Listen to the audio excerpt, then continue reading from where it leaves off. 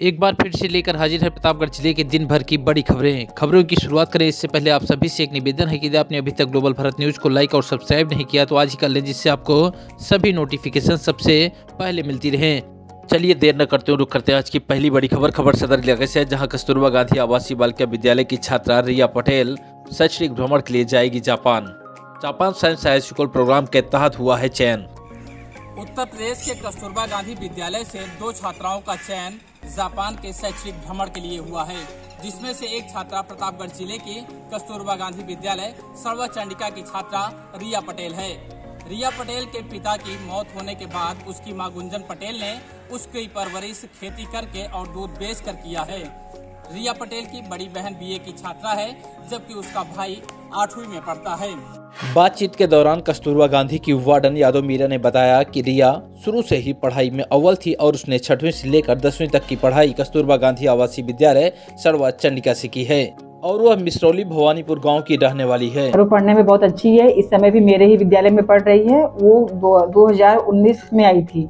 कक्षा 6 से लगातार वो पढ़ रही है और पहले से ही बहुत तेजदार लड़की थी, पढ़ने में अच्छी थी, बहुत लेबोरियस लड़की है वो, और रात में 11 बजे 12 बजे से पढ़ती रहती है। कहाँ की रहने वाली है? ये रहने वाली मिसरौली भवानीपुर। जी सर। इसकी बहन प्रिया पटेल, वो भी कक्षा 6 से यहाँ पढ़ी है। इंटर पास करके इसमें बीए कर रही है, सेकेंड ईयर में है वो। हीरालाल छविराज विद्यालय में पढ़ रही है। और रिया कौन सी क्लास में? रिया इस बार हाई स्कूल का एग्जाम दी है। साइंस साइड से है ये। कैसा लग रहा है? सब बहुत अच्छा लग रहा है। जैसे गर्व महसूस हो रहा है कि हमारा भी नाम हो रहा है, हमारी बच्ची का नाम हो रहा है, हमारे विद्यालय का नाम हो रहा है। हम लोग अपने आप को बहुत ही गर्वान्वित महसूस कर रहे हैं। वार्डन ने बताया कि रिया पढ़ने में शुरू से ही तेज थी और 8वीं से लेकर उसने 10वीं तक की पढ़ाई इसी कस्तूरबा गांधी विद्यालय से की है।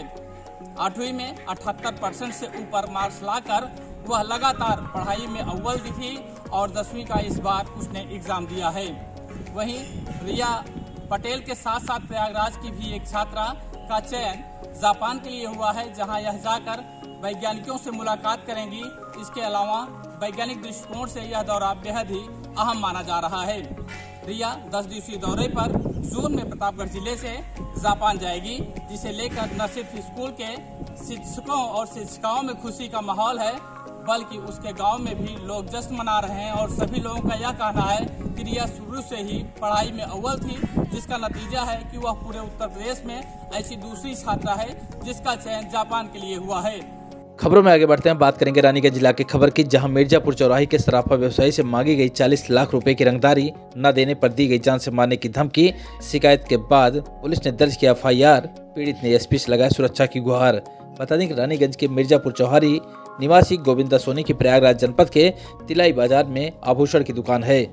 शुक्रवार को अज्ञात नंबर से 40 लाख रुपए की रंगदारी मांगी गई। न देने पर जान से मारने की धमकी भी दी गई।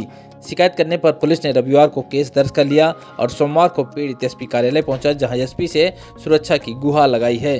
सुनिए क्या कुछ कहना है परिवार के लोगों का। एक अननोन नंबर से फोन आया, तो उसमें उसने कहा मैंने तुम्हारे पिता से कुछ कहा था, उसने मतलब नहीं दिया, उसके साथ ये घटना कर दी है और तुम क्या चाह रहे हो, तुम अगर मुझे वो चीज़ दे दोगे वो चीज़ तुम दे दोगे तो तुमको कुछ नहीं होगा। तो हमने कहा कि क्या चाहिए तुमको, तो उसने कहा 40 लाख रुपया मुझे दे दो, नहीं तो तुम्हारे पिता के साथ जैसे किया वैसे तुम्हारे साथ करूँगा।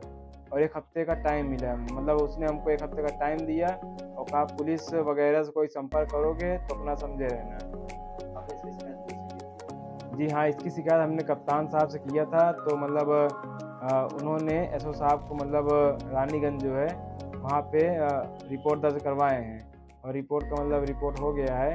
और सर मेरे पिता के साथ 2017 में यही घटना हो चुकी है।